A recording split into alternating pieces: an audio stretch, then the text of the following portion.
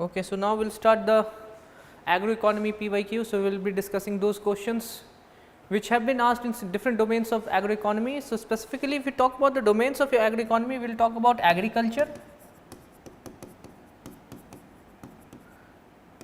cropping pattern,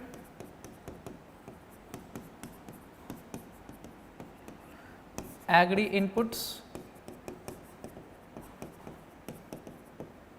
then talk about subsidies, then you talk about PDS and food security,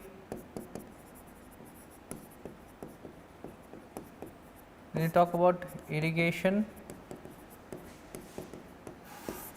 then agri finance, agri marketing,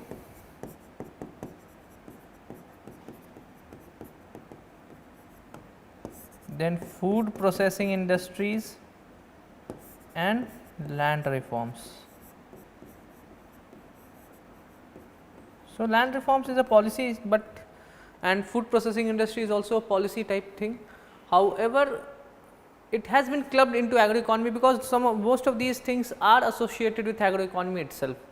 So, if you talk about the weightage of agroeconomy in the total question, so total of 8 questions are asked. 4, 150 words, and this is 250 words. Out of these 4 questions agroeconomy, sometimes 3, sometimes 4, sometimes even 5 questions have been asked. So, that is why it is very important from the perspective of mains, because if you are not knowing the concepts, you are not in touch with the contemporary development in terms of how the government of India has come out with many of the schemes to support the initiatives, as well as what are the challenges and significance and the way forward in those particular areas, then it becomes very difficult to actually write good answer.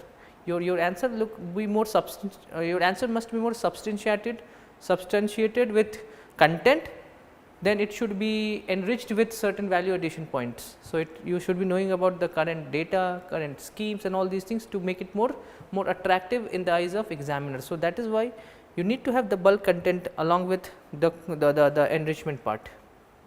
So, we will be dealing some of the questions which have been asked in agroeconomy. So, the first question was in 2024 from agroeconomy, there was one question in land reform. Then millet related question, there one question came from millets, and likewise there were many questions, other questions also from agroeconomy. However, we have taken the question from 2023. So, this is explain the changes in cropping pattern in the context of changes in consumption pattern and marketing conditions. So, first if you talk about the introduction part, you should have written what is cropping pattern. What is cropping pattern? So, it is area under cultivation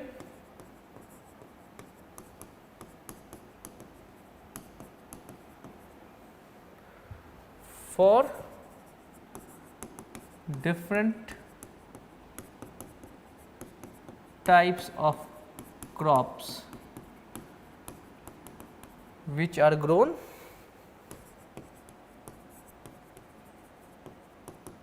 in various agricultural seasons.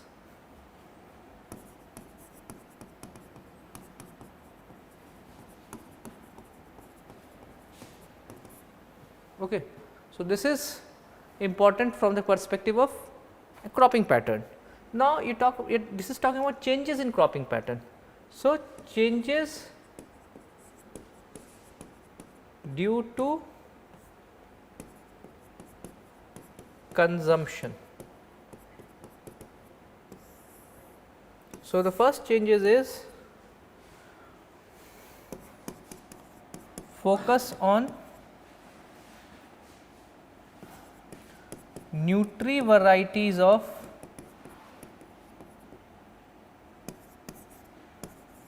wheat and rice. So, it has been found out that now The normal usual varieties of wheat and rice are not being grown. Specifically in case of rice, there is more preference towards basmati, and in case of wheat, those highly nutritious wheat, it is more being preferred. Then again in the cereal part,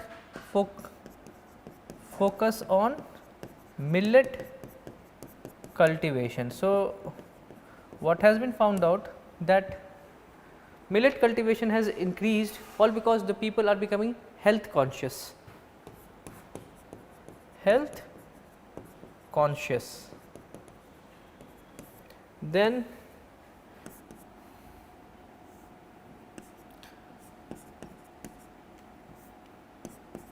pulses consumption driving up area under cultivation. Why? Because what has been found out that now people are shifting from calorie based diet towards protein based diet, and in that for vegetarian protein it is more like pulses, people are preferring pulses. Similarly, the recent information has been that there has been increase in per capita consumption of oil, and that is why oil seeds production is also coming up. It is also the acreage is also increasing, but the notable change has been push towards cultivation of horticultural products, especially exotic fruits and vegetables.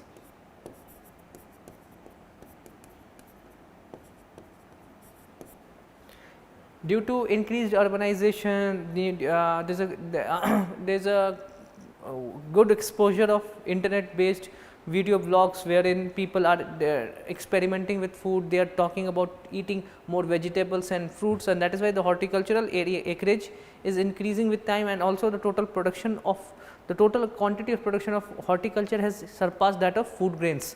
So, you could have added because of urbanization and also increasing preference towards consumption of vitamin rich food. Then also there is one more pattern which has changes.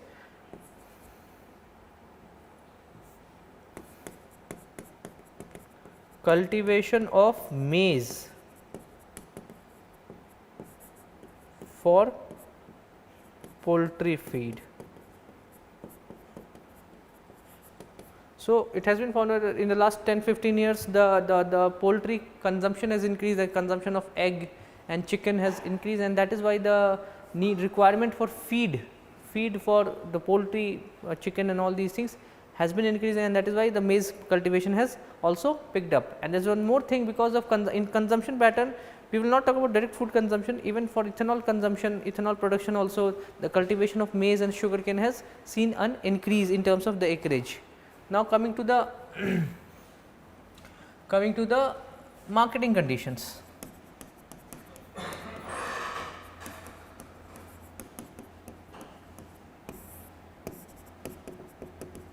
High MSP for millets and pulses, assured procurement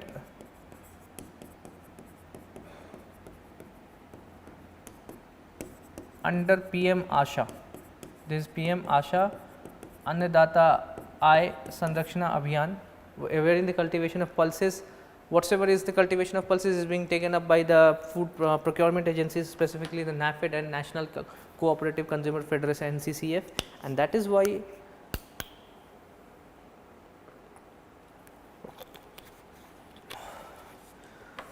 the cultivation and the acreage of pulses and oil seeds have improved. Similarly,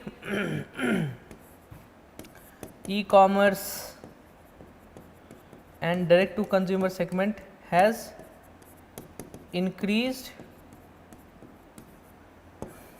area under cultivation for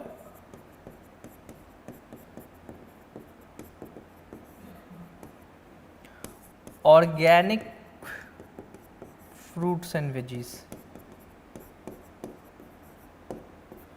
fruits and organic fruits and vegetable, it has seen area, and the consumption pattern has the marketing pattern in the way it has been made available to all the parts of the country through e-commerce and direct to consumer segments. It has made sure that the consumption pattern is more driving the area under cultivation of these organic products. You must have seen that direct fresh farm fresh vegetables, farm fresh fruits are being promoted. There are various ways of channeling marketing through online e-commerce sites, or it could be through affiliate marketing through Instagram and Facebook. The consumption is increasing. So, that is how the changes in cropping pattern is a technical shift from rice and wheat towards more nutri cereals as well as nutritious horticultural products. So, this is how you could have come out with the answer.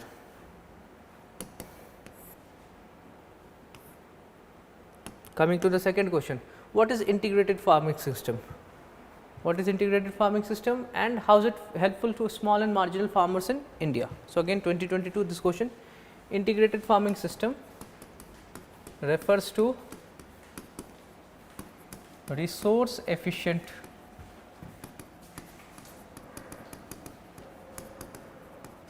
ways of farming wherein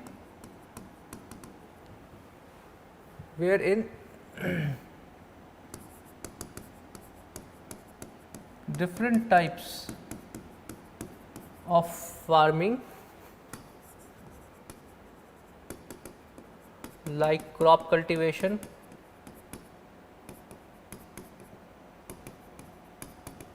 horticulture, livestock farming,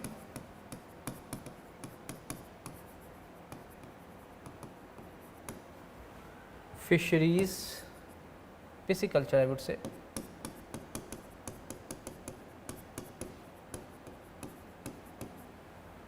are simultaneously done.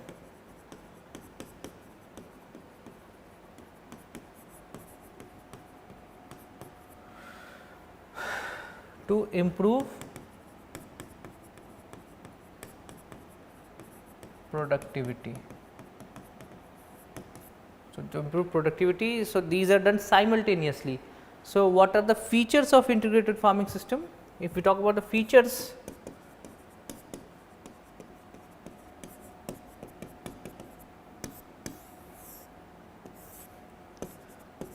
sustainability in agriculture, then lower input cost, then waste of one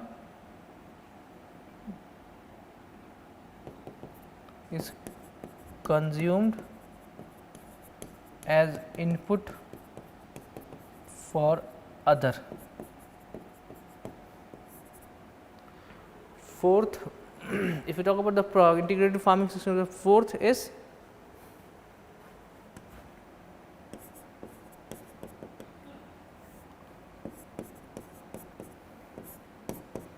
farming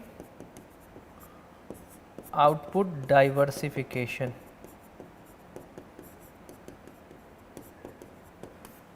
So, these are sustainability in agriculture means since these are resource efficient and the total input in terms of the total footprint of carbon in agriculture is reduced. So, that is why it becomes more sustainable. Lower input cost, what has been found out that most of these things are integrated in a manner, they are not done in a haphazard manner, rather it is more cooperative, synergetic and comprehensive in farming, in practices. So, what happens that total output increases, however, the total inputs which are used, since it is more resource efficient, it reduces. Third, which is the most important feature, you take one farming, for example, livestock farming, whatsoever is the waste generated by livestock farming becomes the fodder for the other type of farming which is practiced under integrated farming system. And fourth is, and last is crop diversification. There are different types of crops which are grown, it is integrated with different methods of farming, and that is why it adds up to the diversification, and also nutrient natural fertility of the soil improves. Then benefits for small and marginal farmers. First, establish this fact that more than 86% farmers in India are 86% farmers in India are small and marginal. So, the benefits are first, improved overall yield,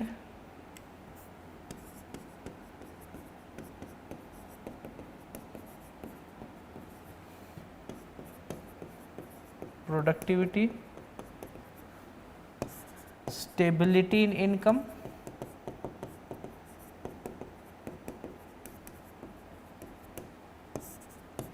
reduced cost of input,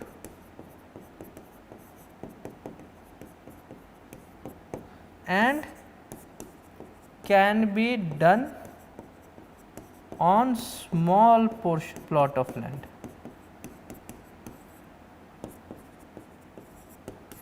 Suppose the land is not so much big which can sustain say traditional rice or wheat farming, then in that case it can be cultivated on a small plot of land where a portion can be dedicated for livestock farming and most other thing can be sustained in a way that say horticultural production is being done or certain maize production is being done, so that it becomes fodder for or feed or fodder for the livestock farming or the poultry. In that manner even the small plot of land has higher overall yield, and that ensures income, sustainability of income. Suppose in any way one type of farming gets there is a certain issue related to the output, then other type of farming tries a helping hand in it, it supports, and also the cost of input reduces in a way that promotes more stability of income for the small and marginal farmers.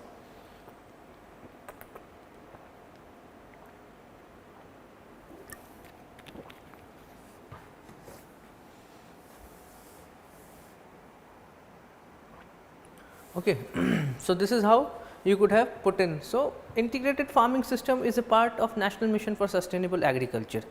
So, National Mission for Sustainable Agriculture talks about different types of farming integration, like use of technology in agriculture, use of advanced technology, use of precision farming, and one more thing, zero budget natural farming is one other thing. Zero budget natural farming means you are not required to put any input in it, rather than how a natural wildlife grows, specifically the wild forest grow, in the same manner farming should be done, like you are just spreading grains, seeds, and it grows on its own without giving any input, like for even natural inputs like manures or compost or any kind of biofertilizer, they are not used, they are just thrown open as it is, let them grow as they will be growing in wild areas. That is zero budget natural farming. Then other is organic farming. Organic farming is just a traditional form of farming wherein you are not using any chemical inputs, rather you are using the substitute, specifically the organic substitutes. For example, in place of fertilizers you are using natural manures, vermicompost. In case of pesticides you are using neem coated neem leaves or other types of biofertilizers and pesticides. And it does not say that we should not use any input, rather it says that the input should be chemical or industrial free. So, these are 3-4 items. One is zero budget natural farming, other is organic farming, third is integrated farming system, fourth is precision farming.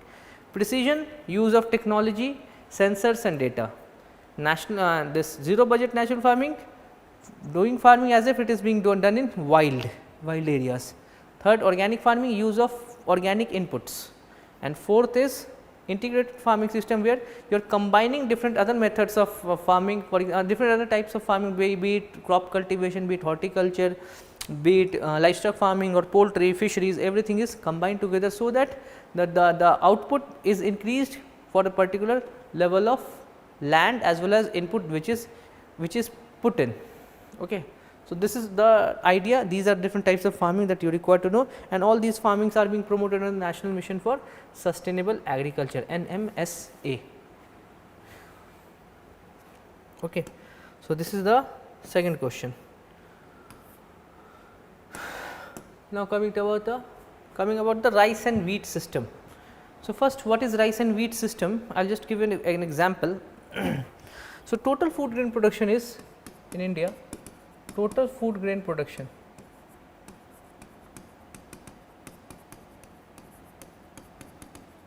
is roughly 330 million tons.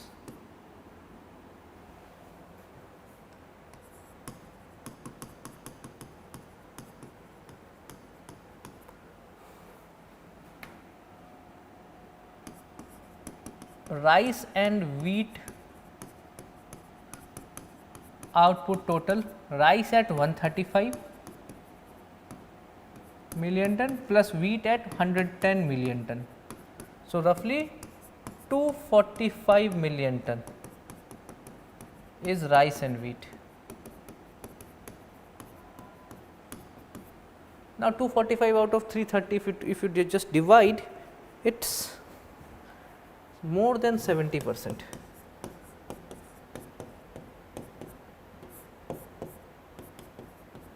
Total food grain.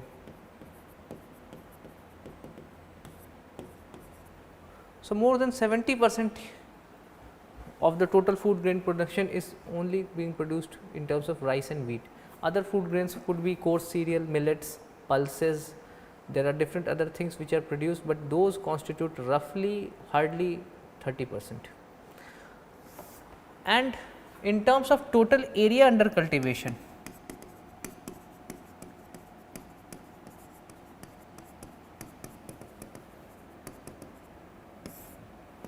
rice plus wheat total area under cultivation is roughly 40 to 45% of total cropped area. So, around about 190 million hectares is the total cropped area, 195-96 million hectare is the total cropped area. Out of that, roughly if you talk about 40-45, 40-45, roughly 80 to 90 million hectare is just being grown with rice or wheat. Okay. Now, the question says, this is the introductory part, you could have used these things. This is an information which is very important from the perspective of value enrichment part. Okay. Now, if you talk about the factors responsible, factors for rice wheat success. First factor obviously was green revolution initiatives.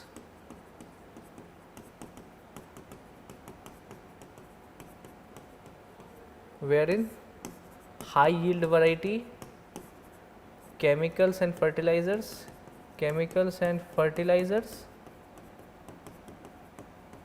and irrigation plus farm mechanization. These improved the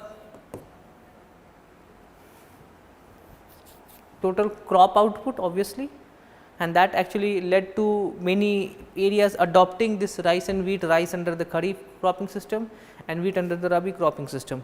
Then obviously, second, assured procurement under MSP. So, the government came out with assured procurement policy under MSP that guaranteed any price any price crash.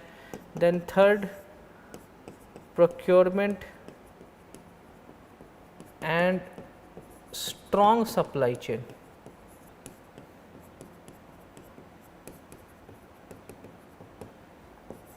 For rice and wheat through FCI and PDS.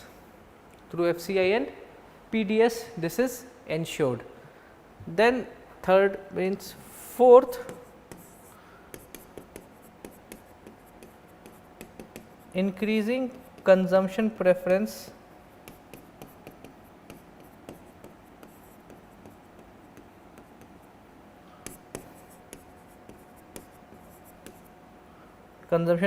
towards finer cereals.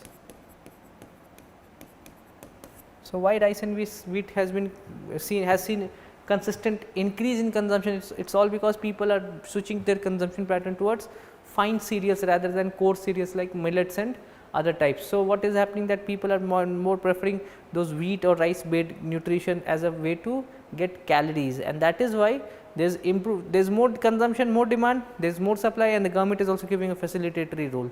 So, all in all, this is creating a successful rice and wheat system which India has witnessed. Then you talk about the how this system is becoming bane, how this system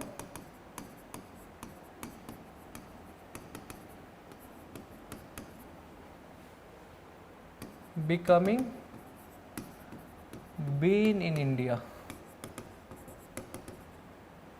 First, groundwater depletion. Because of extensive use of groundwater to support rice cultivation in not so climate conducive, in not so agroclimatic climatic areas like in Punjab, people are growing wheat, people are growing rice, basmati form of basmati variety of rice, which is not sustainable. So, that is leading to water depletion. Then distortion of natural fertility,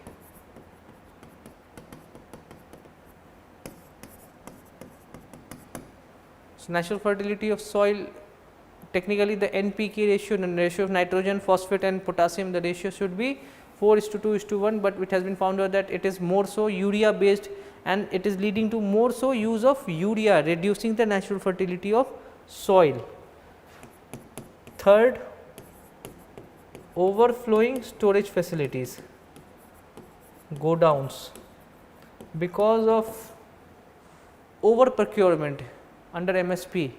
What has been found out that the godowns are actually are flooded with surpluses. They do not require it. The FCI godowns and many of the state governments, state procurement agencies godowns are flooded with rice and all these things, and they are actually leading to lower, which increases holding costs and wastage.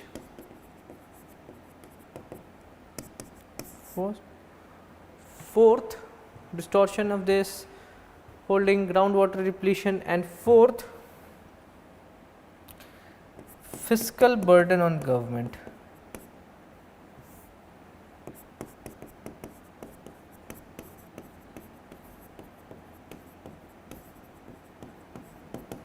So, the government is being forced to procure higher amount of rice and wheat, and that is straining their budget, and there is a call for making this, there is a call for making procurement under MSP as a legal liability for the government, which may further actually dent their fiscal prudence. And fifth, reduced exposure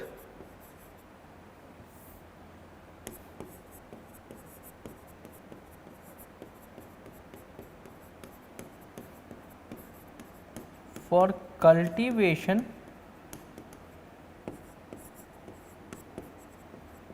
other crops. What happens that if rice and wheat has a very strong supply chain, the prices are more stable, more predictable. Even if there is a supply shortage because of say weather phenomena like El Nino and all these things, the government readily and actively starts importing these things. However, if there is more so support for in a particular types of crop, that reduces the exposure for other crops to create that market for them. For example, millets are not able to create a sustainable market at all because the rice and wheat have created a dominant market, and that is why the prices for millet is very high. Although the crop is nutritious, the prices could have fallen had the marketing system been more so strengthened and more so being more so strong enough just as compared to the rice and wheat system. However, it has been found out to be lacking. Even if people try to switch to millet cultivation, they will find out that there is you can say you cannot find those millets and all these things based strong supply chain either through the government's end, through the public distribution system, or even through the private agencies like private agribusiness companies, Ashirvad Atta. Then there are different rice brands. They are ensuring the product to be available at even the mom and pop, small mom and pop store, nearby stores, but that is not the case with the millets. So, a big dominant rice and wheat system is actually making other crops look dwarf. Okay. So, this is the answer, this is the comprehensive way you could have dealt about this and this question. Okay.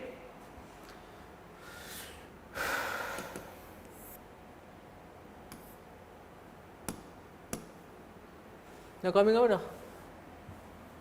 given the vulnerability of Indian agriculture to vagaries of nature, discuss the need for crop insurance and bring out the salient features of Pradhan Mantri Fasal Bima Yojana.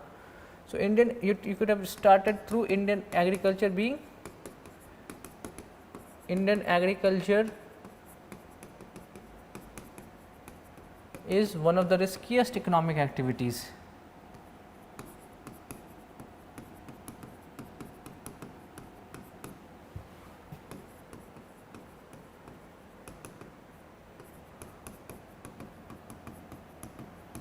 As most area under cultivation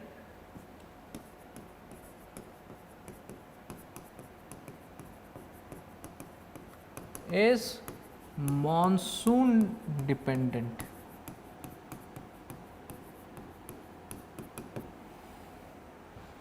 To make the matter worse, other vulnerability, you could have talked about other vulnerabilities.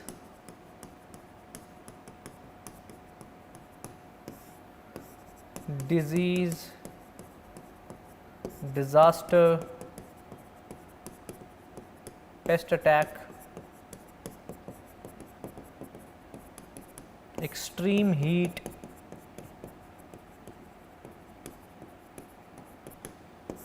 then animal trespassing.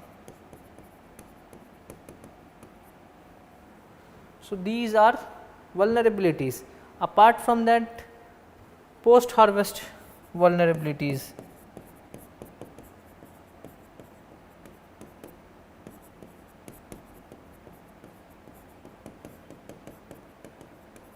Like saturated storage.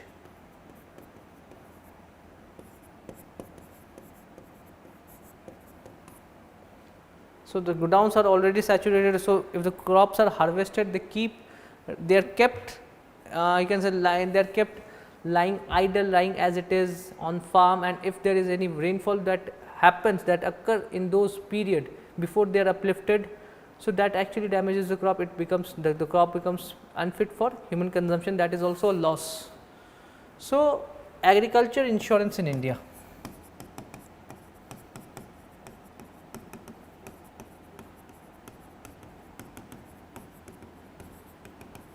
So, it started with National Agriculture Insurance Scheme and Modified National Agriculture Insurance Scheme in 1985, and subsequently in 2015, I guess it got culminated into Pradhan Mantri Fasal Bima Yojana. So, you could have talked about Pradhan Mantri Fasal Bima Yojana.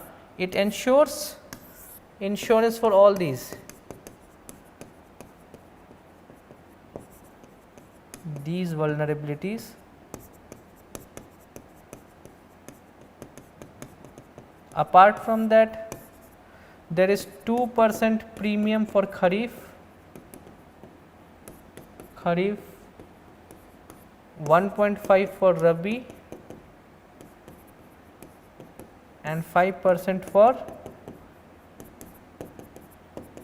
horticulture.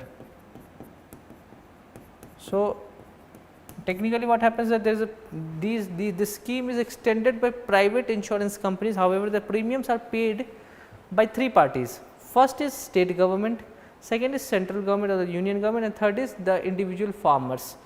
The central government and state government share the premiums equally. So, if 100 rupees is the premium, central and state would share the premium equally. However, there would be a minor payment of 2%. Suppose 100 rupees is the premium, 2 rupees would be paid by the farmer, and 98 rupees would be shared equally among center and state, that is 49 rupees for the central government and 49 rupees for the state government. I am just giving an example.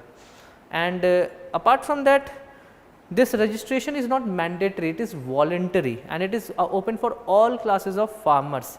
This animal attack, animal trespassing or animal attack is an added package, it is a top up package which the respective state government can opt for, and it takes into area approach, it takes into consideration area approach, where one village is considered to be unit of area, and if so, if that particular village has seen certain vulnerability associated with these types of vulnerabilities, then insurance is extended to whosoever farmers they have faced certain damage to their crops.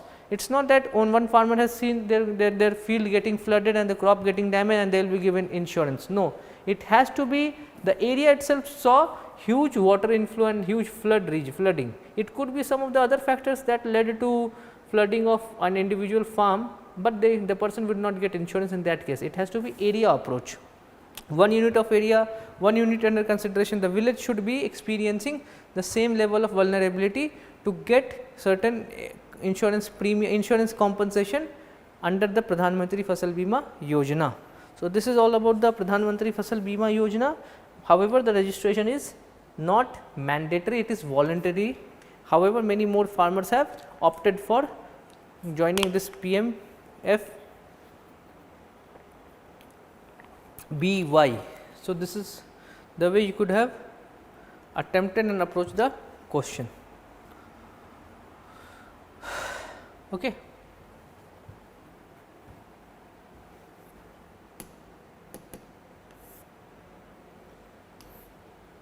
Now, coming to the livestock rearing, livestock sector. So, it is also known as animal husbandry.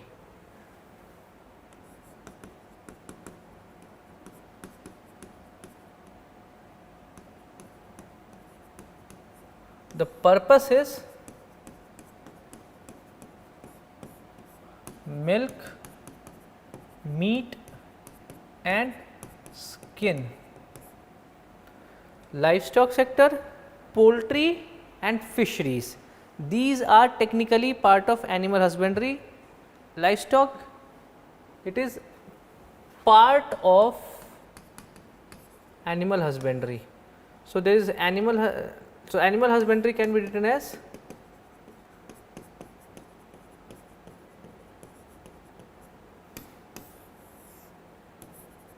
livestock, poultry, fisheries. Under livestock, these are the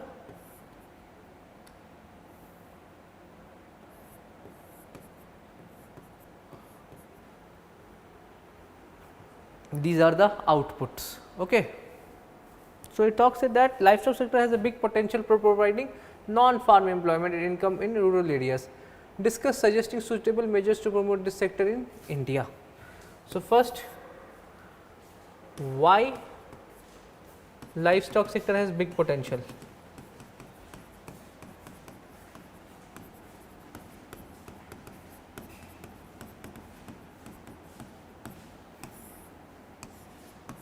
Higher margins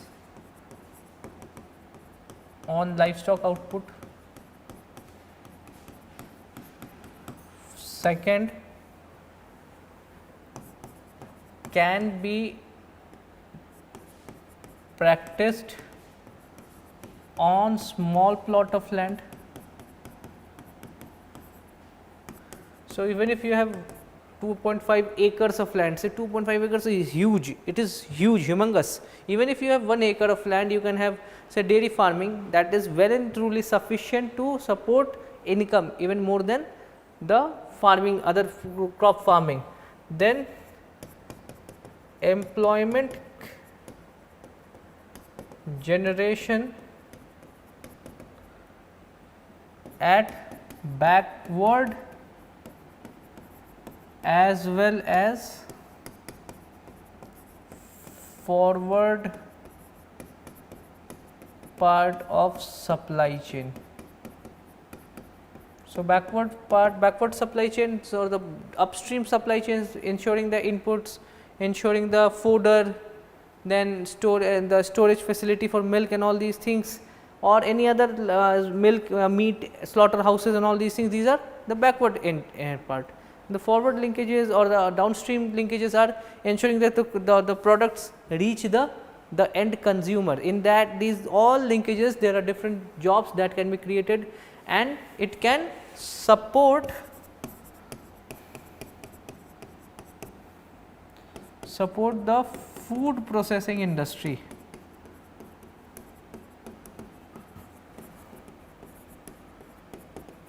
And ensure absorption of excess farm labor.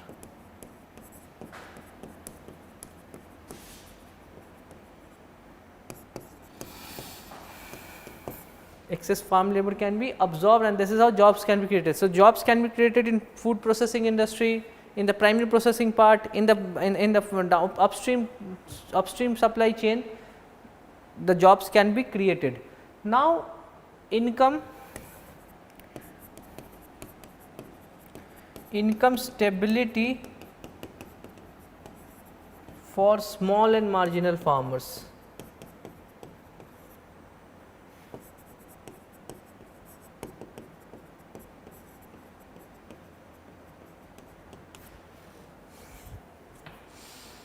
So, small and marginal farmers, they cannot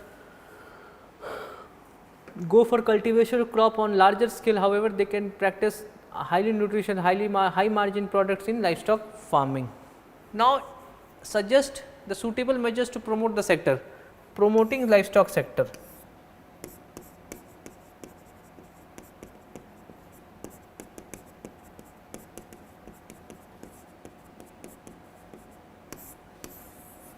First, budgetary support to improve R&D, research and development.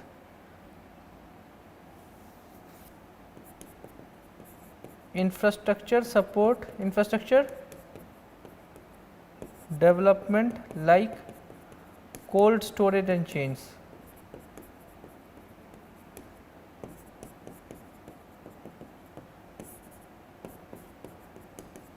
Price support in case of glut, excess production.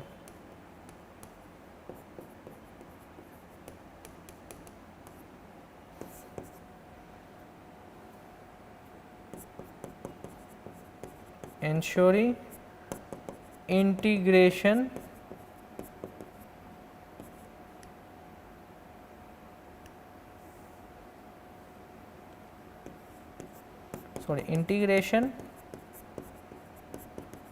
with many food security schemes.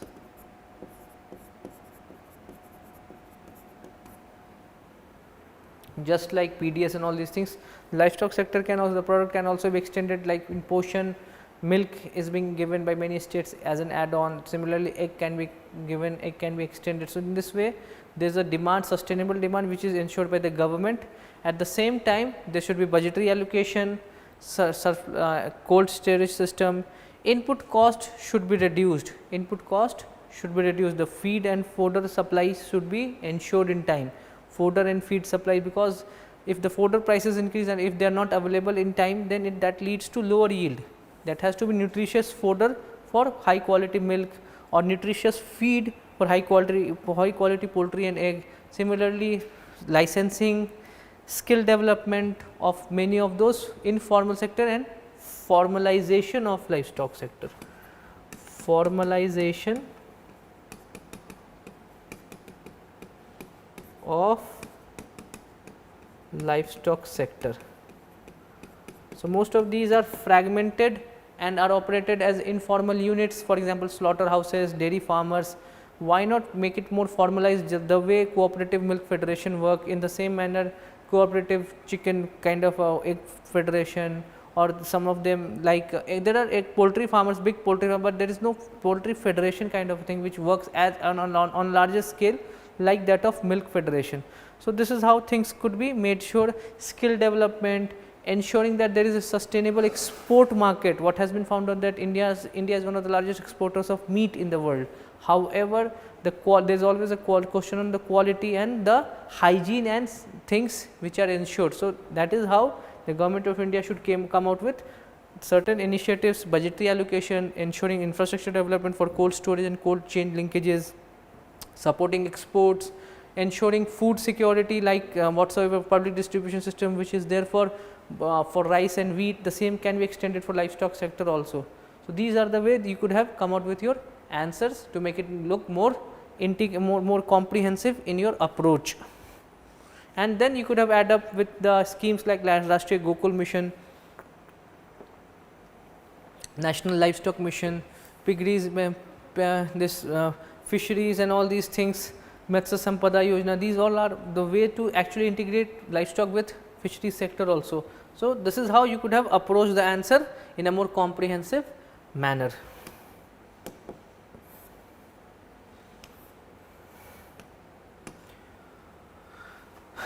Now, the sixth question is elaborate the scope and significance of the food processing industry. So, you could have first talked about food processing industry.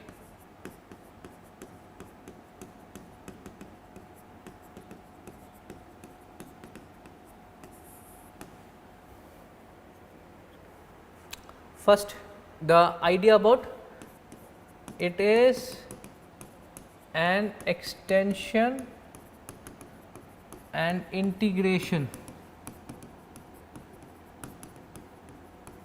of farming with industrial activities.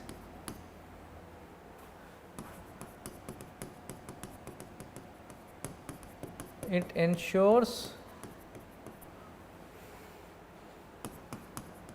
processing of raw agri commodities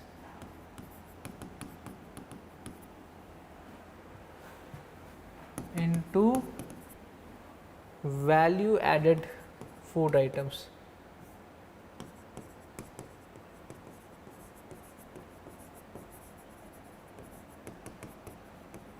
For example, from wheat to wheat flour, and from wheat flour to pasta, noodles and many other things, macaroni and all these things. For example, from pulses we have different types of ready to eat chilla, besan chilla and all these things, those puddings and all these things. This is how food processing is done. From potato chips, from basic raw mango we have pickles. So, this is how food processing, from fruits to fruit juices, fruit pulps, from rice and all those grapes we are converting into alcoholic and non-alcoholic beverages. These all are nothing but food processing and the processing of these things, and it is done by it comes under the administrative control of Ministry of Food Processing Industries. So, elaborate on the scope of food processing industry.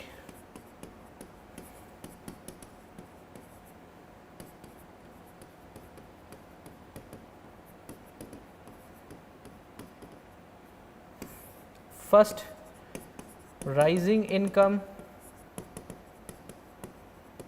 increasing urbanization,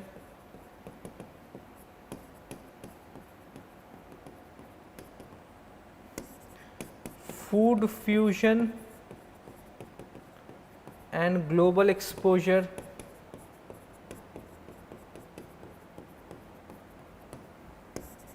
then food processing industry. If you talk about why food processing industry is coming, improving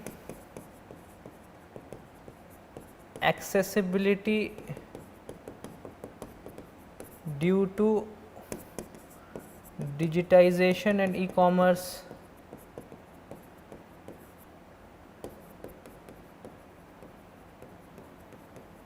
so we will talk about what.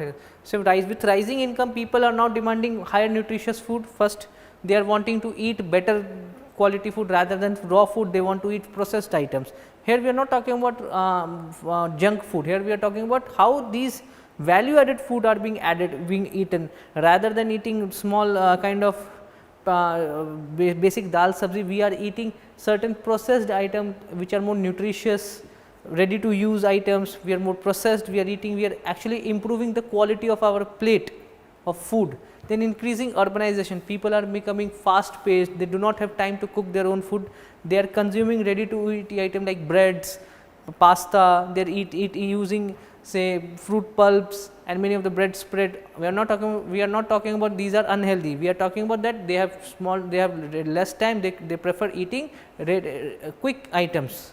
Then food fusion and global exposure, with the internet coming out, digitalization, then we have seen that many other items, there is fusion which is happening, and it requires say intercontinental items, Asian foods, these are also entering into India's traditional food consumption baskets.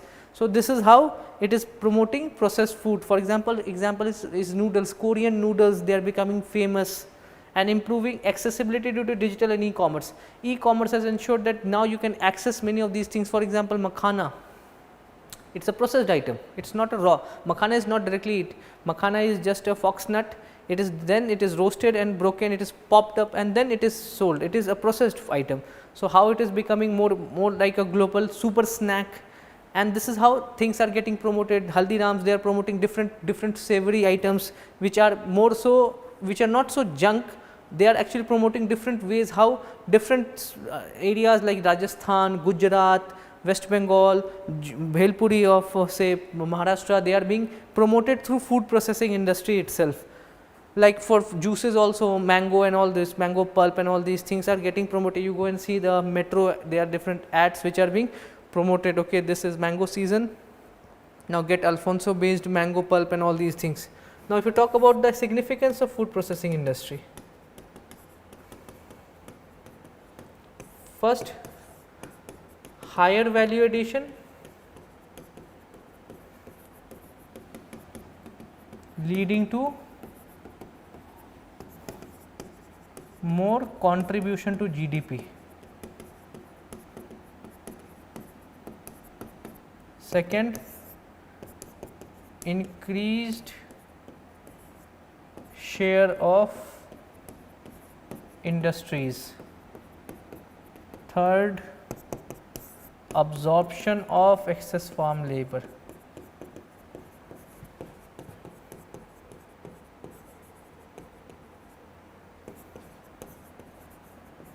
Fourth,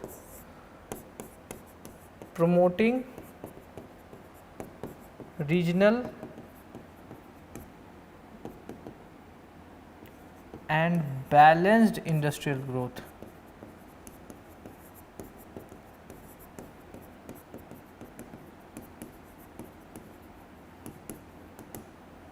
And fifth, improving shelf life and reducing food wastage.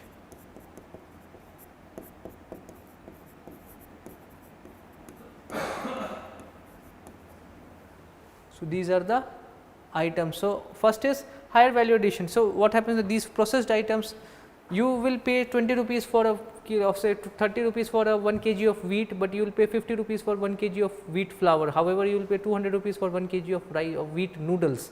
So, as the processing improves, the value addition and the value added and the contribution to GDP improves. Second, increased share of industries. We know that already the share of manufacturing industry is very less, and if food processing picks up, then the industrial share in overall GDP improves, and it has also improves regional balances. What happens that most of these food processing industries, they can be grown in different parts of the regions, with different parts of the country, and that promotes balanced industrial growth rather than skewed industrial growth in case of heavy industries. Then absorption of excess farm labor. Isn't it very easy to absorb those excess farm labor into similar kind of industrial activity?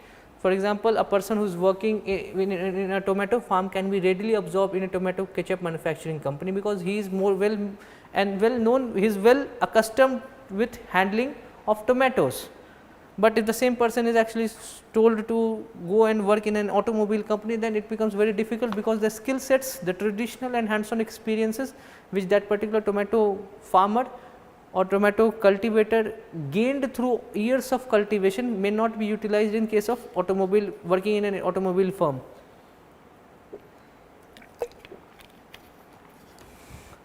Then improving shelf life. We know that processed food, they are dried, there is primary processing and secondary processing, they are then treated, UV treated, irradiated, it kills microbes, it improves the shelf life, it improves the quality of food and reduces the wastage. We know that 15 to 20% of total food, including horticulture and food grains, they are wasted in India. So, rather than improving yields, if we are able to tackle this food wastage, then it is a gain, it improves the accessibility of food for millions of Indians, and in that sense food processing industry has an important role to play. So, this is all about the food processing industry. You could have come out with these information, and coming on top of it, value enrichment part, you could have written that the government of India is promoting food processing industry. For example, the PM Sampada Yojana is a dedicated flagship scheme to improve Sampada scheme. So, schemes, first is Sampada, flagship scheme for food processing. Then second, the government of India is Prime Minister formalization of micro enterprises, PMFME, micro enterprises in food processing industry. So, this is another scheme which promotes the formalization of small and fragmented informal micro enterprises, like for example, small pickle manufacturing company or papad manufacturing company enterprise, they can be scaled up, they can be developed on a cluster model, so that economies of scale can be reached. Okay. So, this is all about the food processing industry, and this is the way you could have written, and you could actually attempt these questions in a better manner.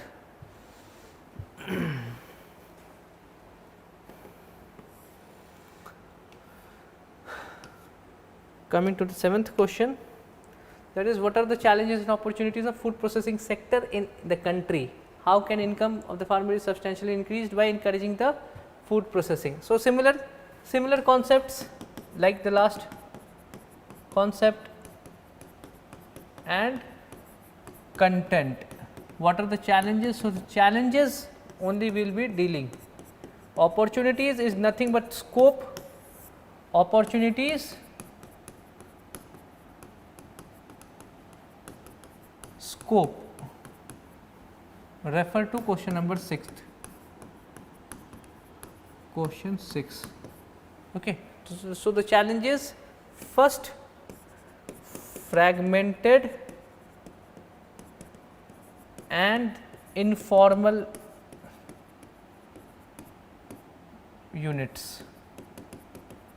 Then second, lack of skilled manpower.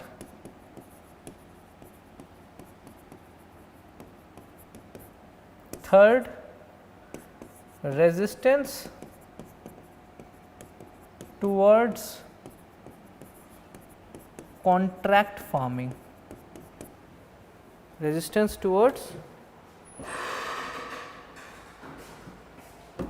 contract farming, and fourth,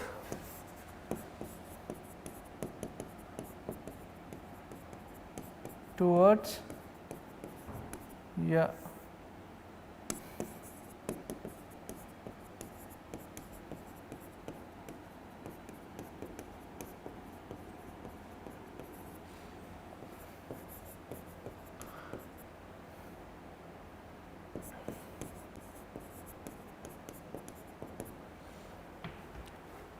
and fifth,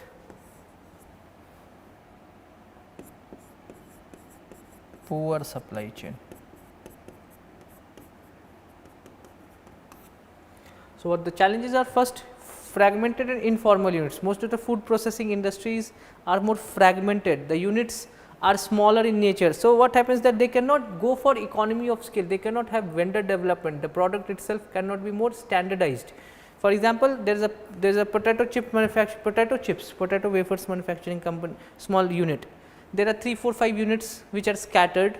they are small, they are producing potato chips which are smaller in scale as compared to Lay's or Uncle Chips. For example, Uncle Chips and Lay's have different factories, they have more streamlined vendor system, more streamlined supply chain, and no matter where you buy Uncle Chips or Lay's, the tastes would be similar in nature because they have reached the economy of scale, they have set a standard operating procedure, the supply chain is more systematic, no matter there is problem of potato supplies, but the prices remain fair, they remain stable and predictable. But the smaller units do not have this leverage, they cannot go into vendor development, they cannot ensure product consistency and quality. So, what happens that a particular product which is being manufactured, which is being created by a particular small unit, and another unit which is creating a similar product, the taste would be different, and every time the taste would be different. They do not know how to use this scientific methods, all these things, they do not know how to use economy of scale, modern equipments and many other things, and that limits their scalability. Okay. The second is lack of skilled manpower. Even though this is related to agricultural skill, but that requires operation of machineries and knowing the skill sets which are required to be working in industrial units. So, this is lacking, they are directly absorbed in these food processing industry, and that is how the skill limitation limits their growth and scalability. Third is resistance towards contract farming. So, most of these big agribusiness industry, you talk about Kisan Jam, Kisan Ketchup, you talk about Lay's, you talk about Kellogg's, Maggi and all these things, these go into long term contracts, they go into contract farming with their farmers. However, there is always a resistance towards contract farming. If food processing industry grows, then it needs assured supply of inputs, the raw material, and for this they need to go into contract with farmers. But there is an apprehension that contract farming, if there is any if any conflict that arises in contract farming, more so or not, it would favor the big agribusiness industry, and that is why those small farmers, they are apprehensive about going into long term contracts with food processing industry companies. Then there is biased consumption towards fresh vegetables and fruits. In India, still it has been found out that many of these preservatives, there is a common misnomer, there is a common fear mongering with the YouTubes and all these videos that processed items are poor. Those are ultra processed items which are rich in sugar, rich in fat, rich in carbs. But small primary processed items, they are as good, even better than raw items, because they have added nutrition, they are fortified, they are lacking those anti-nutrients. So, they are better in consumption. However, there is a resistance among many of those Indians that they like eating fresh, ready to use, or sorry, fresh home cooked vegetables, home cooked meals, and that reduces the consumption of processed item. Apart from papad and pickle, those papad and pickle, none of these processed items are readily consumed on a daily basis in any Indian household. You go for Maggi, you go for all these things, you go for many of those spreads which may be nutritious, they are not a part of normal core diet of India. That is an inhibiting factor from the consumption end. And then poor supply chain. Apart from bread and milk products which are more processed, none of these other products have assured supply chain. So, the prices fluctuate on a wider scale. Even if there is a consumption shift towards those processed food, it would become very difficult to sustain the supplies of these items, and that acts like a bottleneck.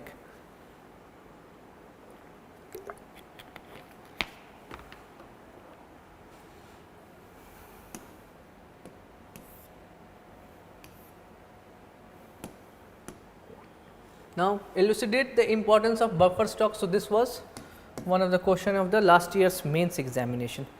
Importance of buffer stock for stabilizing agricultural prices in India. So, buffer stock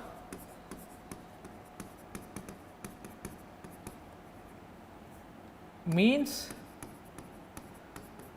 the procurement of food grains by government from farmers for running welfare schemes,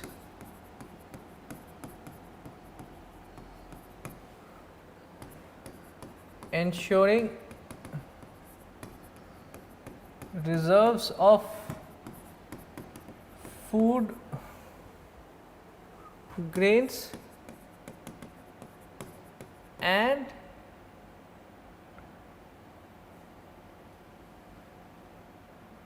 ensuring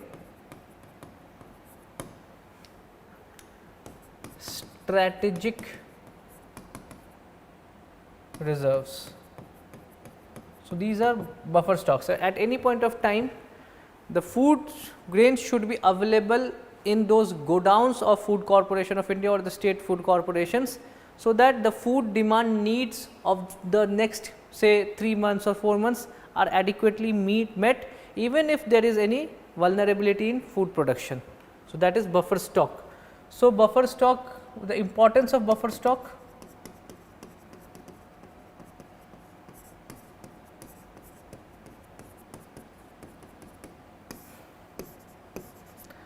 Government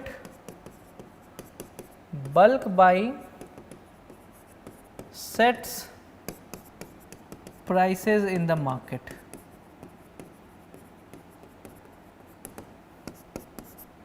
Sale of excess food grains to stabilize local price rise via open market sale scheme. Third, allotting subsidized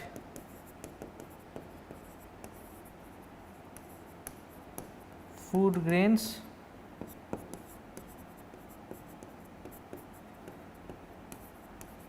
$80 crore Indians. So, this is how the agricultural prices are ensured. So, MSP through which they procure these things, that sets the price. Since the government is procuring it in a bulk, so the government sets the price which is to be set in the market. So, market prices are anchored to the government's MSP. Second, excess food grains. So, what happens, the government also has strats. One is holding for public distribution system, the targeted public distribution system, other welfare schemes, strategic reserves, and apart from that the government also holds grains in buffer stocks. Suppose there is any local vulnerability, local stock out situation which happens in a particular area, then the government can sell those excess grains under open market sale scheme, wherein the government auctions those procured grains which can be bought by bulk purchasers like say big wheat flour manufacturing company, even the state governments can procure those grains under the open market sale scheme. And also the third is under the Pradhan Mantri Garib Kalyan Ann Yojana, subsidized food grains, even the free food grains are being extended to 80 crores, and in that way the prices in the market gets stabilized, and that is the role played by buffer stock. Then what are the challenges associated with storage?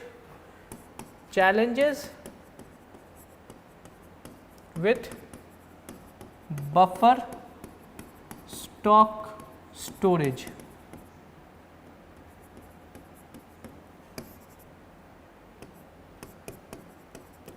Insufficient storage capacity. Second, high holding cost. Third, overflowing grains.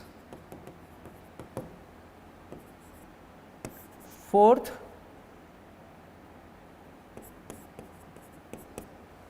pest infestation and rotting of food grains, lack of segregation and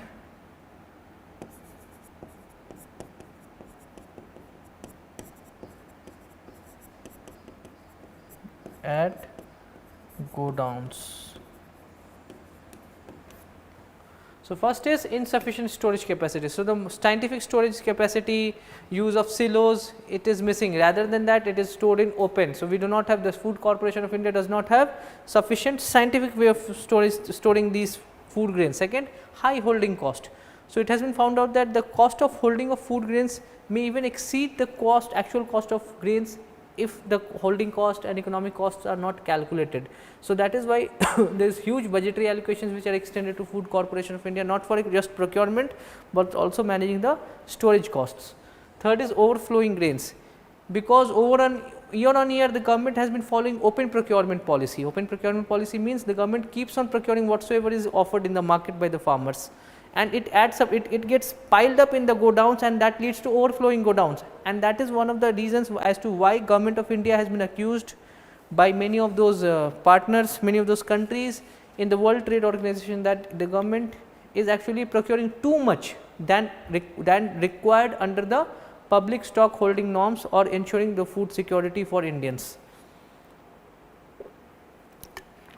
Then the fourth is pest infestation and rotting of food grains. Since they are not being stored in a more scientific manner, the moisture levels enters into the stored food grains, that leads to pest infestation, disease, and these grains get rotten. And the last is segregation. The segregation and scientific material handling, the fresh food grains are mixed with already stored food grains, and that is how the grains quality reduce, and there is also no gradation is also not done at the point of procurement itself, and these are the limiting factors as to why India has certain challenges in buffer stock as far as the storage facilities are concerned. Okay, so this is how you could have come out with the scheme, with the statements or the arguments. And in the value enrichment part, you could have talked about that the Government of India has embarked upon the world's largest grain storage program at the cooperative level. They want to have decentralized grain storage program, where the primary agriculture credit society, the PACS level grain storage facilities would be created. You must have seen in one of the teasers in Panchayat season 4, which would be coming. Panchayat is one of the beautiful series where it is being talked about that grain storage facilities should be created at the village level itself. So, if the village level have those grain storage facilities, then the grain would first move to the storage godowns in the nearby village, and then from there it would be procured, and this is how the shelf life increases, the segregation and all these things can be created. First the grain should move to storage godowns in the nearby facility rather than to centralized godowns. Okay. So, you could have come out with these data and this information to make the answer look more comprehensive and precise. Then comes the ninth, upstream and downstream process of marketing of agricultural products in India. So, upstream, first you talk about upstream agri marketing refers to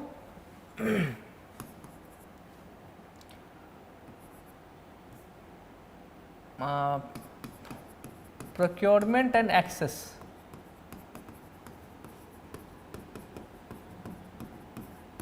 agri inputs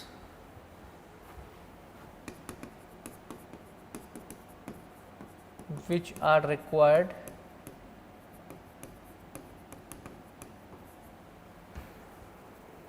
in farming. And downstream, this is post harvest marketing.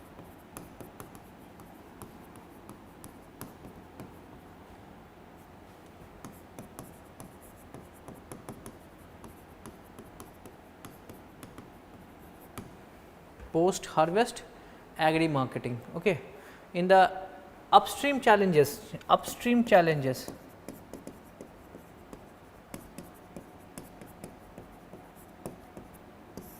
first, lack of formal credit,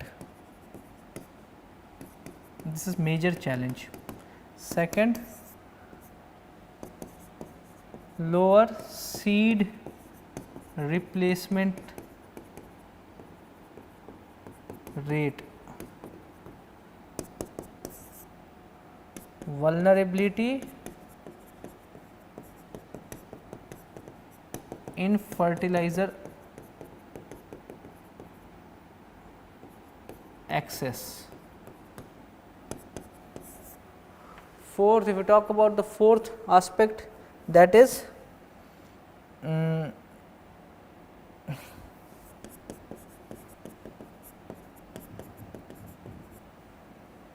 irrigation challenges.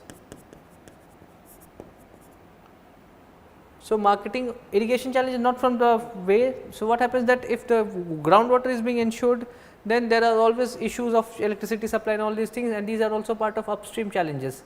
Then access of formal credit. So, whenever these inputs are to be procured, they need credit, and the government of India, although promotes short term credit through Kisan credit card and many other things, still it has been found out that they lack formal sources of credit whenever they want to practice agriculture. Then seed replacement rate. They want the idea should be the replacement of traditional seeds or the seeds which are being used which are not scientific, it should be replaced with quality and certified seeds, and there the marketing is an issue. It has been found out recently, there were allegations that many of those poor quality seeds are being branded under the guise of, you can say, high quality and licensed seeds. So, that is why the government of India has ensured tracking of digital public infrastructure has been created to track the seed flow, how whether the seeds are more certified or not, they can get to know about the information related to that. And then the vulnerability in fertilizer access. We have seen that we are dependent on fertilizer, we are dependent on phosphatic and potassic fertilizer, we are dependent on imports of this, and it has been found out that more often than not it is more about urea access which is ensured in the market rather than other types of fertilizer, and people are forced, the farmers are forced to actually use more urea, not because they want to use urea, all because the market itself in the urea is only being supplied, and there are certain issues as far as the supplies of other important fertilizers. So, these are the upstream challenges. Now, the downstream challenges.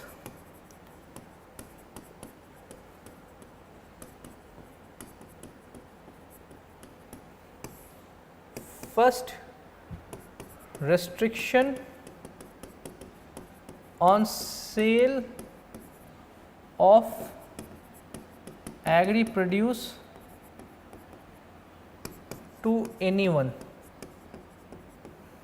Second, export ban. Third,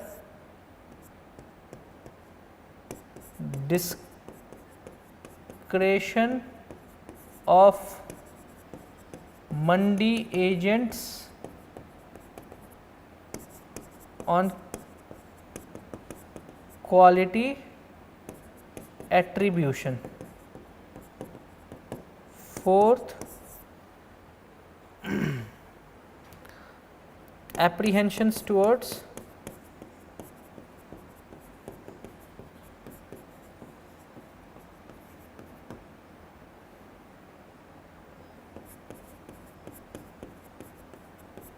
cooperative agri marketing.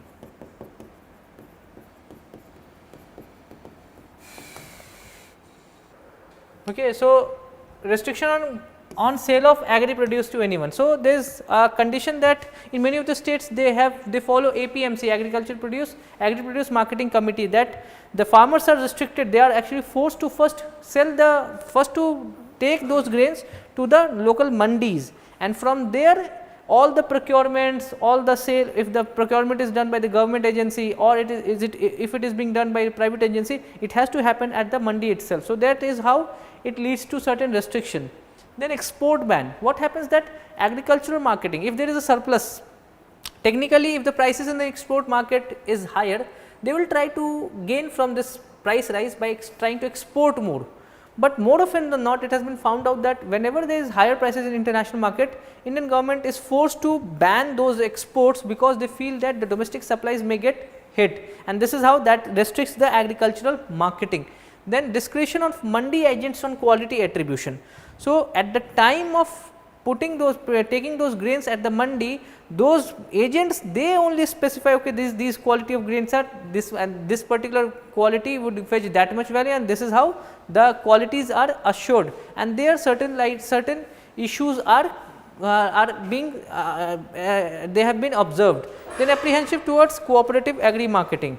So, small and marginal farmers, they do not have bargaining capacity. So, this is how the idea is either to create cooperatives or to create farmers producer organization. However, there are apprehensions that the large farmers, they also can become part of that cooperative, and they can start dictating higher prices, they can start dictating the group dynamics. So, this is how the agricultural marketing in the downstream also, they also suffer in terms of these bottlenecks.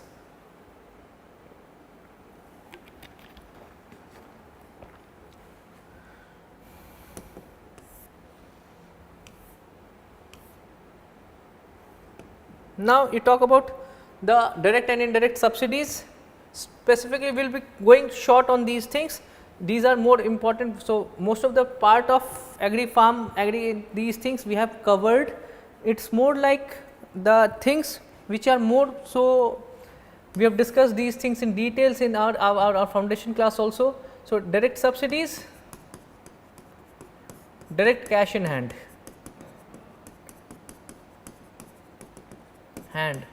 For example,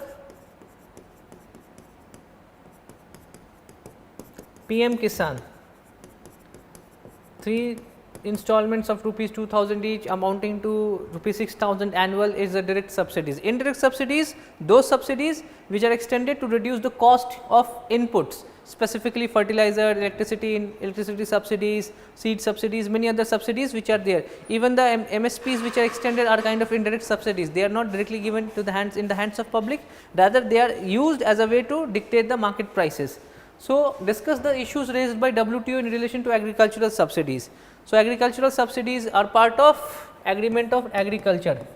So, it has talked about 3 types of subsidies: green, blue and amber. So, green subsidies, those subsidies that do not distort any market dynamics, international market of international trade of agri commodities, they are well and truly allowed, like R&Ds and all these things. Blue subsidies, blue box subsidies are little bit market distorting. However, they can be, this market distortion can be reduced if there is a production limiting conditions which are placed, like acreage based subsidies. For example, 100 units are being produced only in a particular area, then 25% of areas would be extended with certain subsidies. These are blue box subsidies.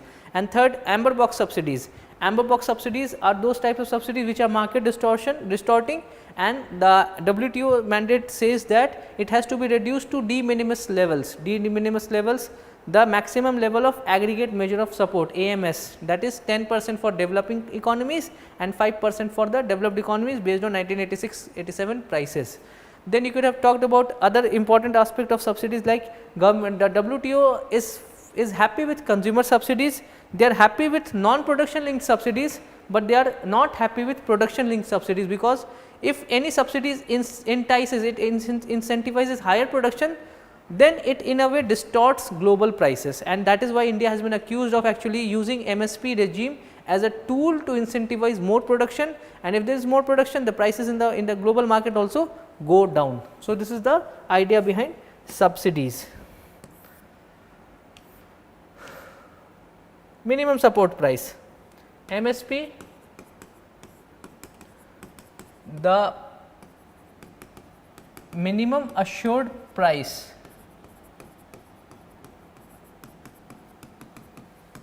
which are announced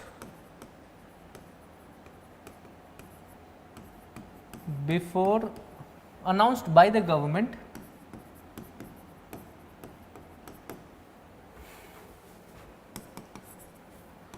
if they procure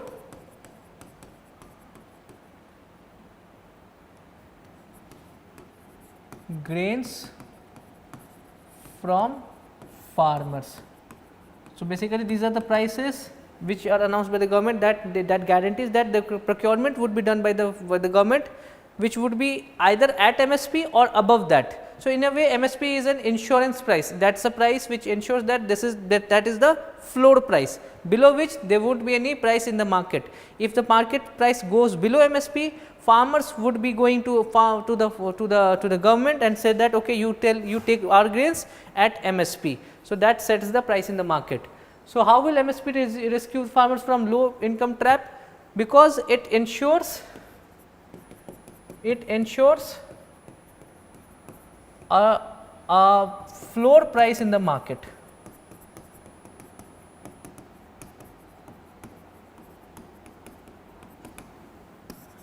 It incentivizes farmers to grow more crops without fear of price crash. Stability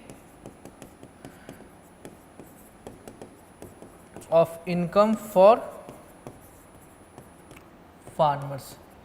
So, what happens that how low income trap gets created? If there is more grains output, there would be price crash because of glut, and total price realized by the farm, total income for the farmers would go down. But with MSP, no matter what is the level of production, the government would be procuring, because most of the procurement is under open procurement, they will be procuring these grains at MSP, and that incentivizes farmers to increase their output. So, if 100 units are being produced, they will try to increase to 120 units. Knowing this fact that year on year MSP would see certain increase in prices, MSP is set overall, every year MSP has seen a relative increase, or you can say cost adjustment and increase in cost. So, that is how the prices also increase year on year, the output also increase year on year, and that gives them the higher income generation ability, and that is how there is an income stability for farmers. Because if MSP is not there, whenever as a market dynamics, what is the normal supply and demand theory?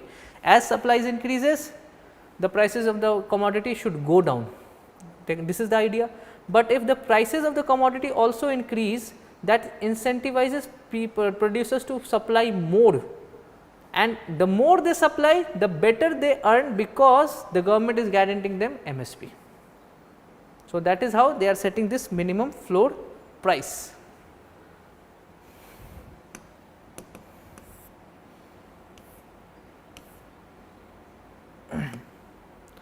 Now, talking about e-technology help in production and marketing of agricultural products. So, e-technology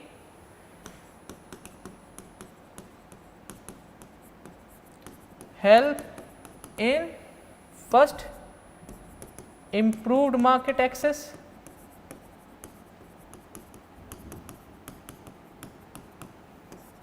wider market, real time information about demand, prices, etc. Then information about, these are from marketing point of view, okay. Information about consumption preference. So, there is a, suppose a market is seeing improved preference for dairy product. So, the people would start switching from food product from grain production towards dairy production. So, this is how e-commerce and all these e-technologies, the inputs which are getting from the different apps and all these things, that ensures marketing. For example, ENAM, National Agriculture Marketing, that ensures the mandis are interconnected, and that helps in ensuring the production for the next round is adjusted based on the demand, and that is also based on how the outputs and how the agri outputs are being uptaken at different agri mandis. Market access, how improve market access? They can reach out to wider market through e-commerce apps and all these things. They can reach out to different products. For example, direct to consumer segments have been created for organic farms, organic farm products, dairy farm products. Many of the livestock farm products are having a direct to commerce segment like Licious and all these things. Production. So, in case of production, apps on weather information, timely delivery of fertilizers, spraying notification, precision farming based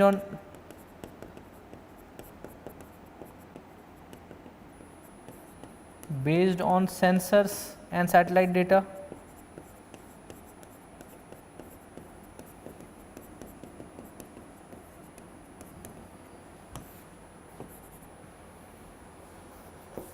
Extension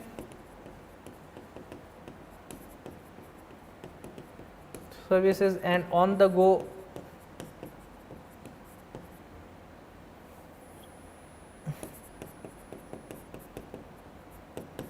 through apps. So, all these things, suppose a particular farmer has subscribed to a particular app, then that app would be prompting him or her about the schedules of spraying of fertilizers and seeds, the information about the weather, climate and all these things, whether the right time for cultivation and harvesting, all these things would be taken up, the apps would be giving them certain SMSs and all those information. So, this is how the production activities can improve based on real time activities, real time information or real time data that is getting processed.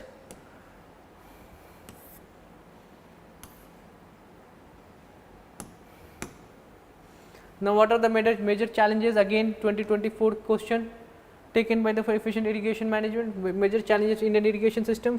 First, dependence on monsoon.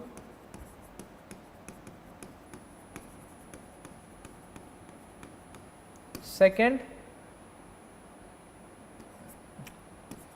low adoption of micro irrigation facilities.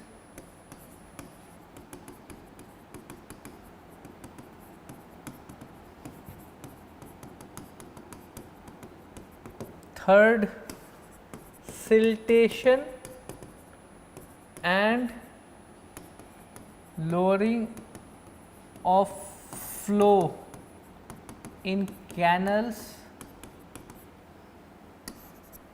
Fourth, what irrigation system too much dependence on groundwater.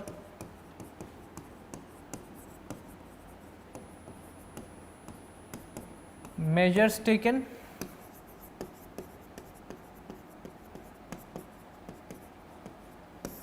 On farm water management.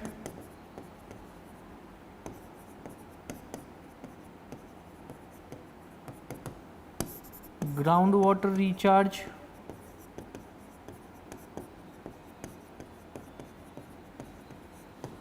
Atal Bhujal Yojana. Then per drop more crop.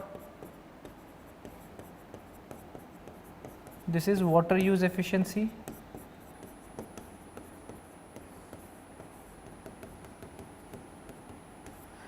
Integrated watershed management.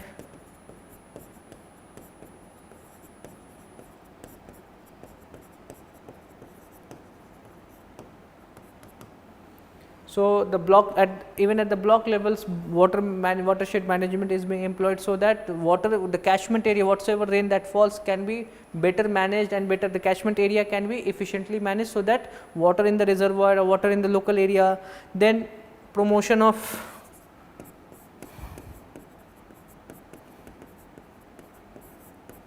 precision irrigation, use of sensors and all these things to time sensors and app to time the time to maintain the time to ensure timely irrigation and ensuring that water does not evaporate too much, rather than that it should be more precise. So, this is all through Pradhan Mantri Fasal Bima, Pradhan Mantri Krishi Sinchai Yojana is the flagship scheme, and Atal Bhujal Yojana is for groundwater recharges. So, Pradhan Mantri Krishi Sinchai Yojana.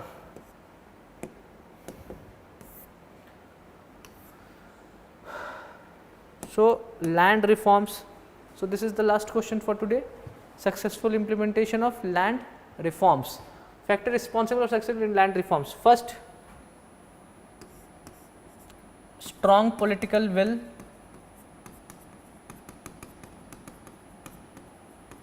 Example, Barga movement in West Bengal.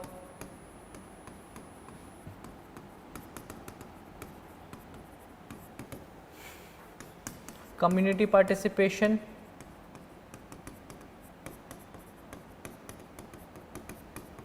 And awareness among people.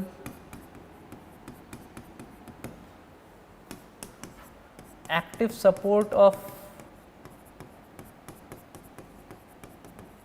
local administration through periodic camps, through frequent camps, through frequent organization of camps,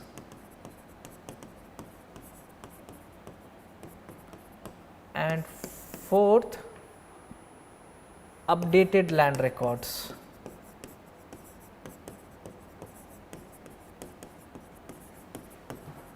Which reduced any legal loopholes.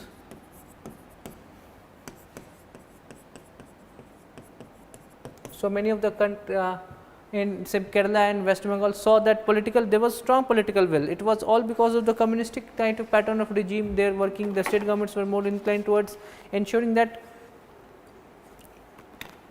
land titles and land rights should be actively given, should be actively extended to people who need the most. Then community participation, people at the village levels, they organize themselves, local panchayats and all these things where the information used to be passed on. There was level of awareness among those landless laborers that these provisions are there where they could get those land. They also started doing all those activities regarding the land rights and all these things. Then active support of local administration. Even the local administration, the district administration, they were more supportive of this land reform. Why? Because they wanted to ensure that the land should be well distributed, because land distribution ensures efficient utilization of land. What happens that if land is more concentrated in the hands of few, they will not be inclined towards capital investment in agriculture to improve productivity. However, if the land is owned by many other people, they will try to improve yield for their own land. Private ownership of land improves the maintenance of land. And then land records. So, periodic revisional surveys were frequently conducted in many of those states where land reform became very successful. For example, in Kerala and West Bengal, the land records were periodically updated. However, in states like Bihar, in the last 100 years, the land revisional surveys could not happen, and that is how the land reforms was a failure in states like Bihar and eastern Uttar Pradesh. However, that was more so successful in many of these other states. So, this is all about the topics which we have covered in agroeconomy. So, the next session tomorrow we will be taking some of those applied part, investment, infrastructure and other topic, industrial policies and all these things. So, that is it all about for today. Thank you.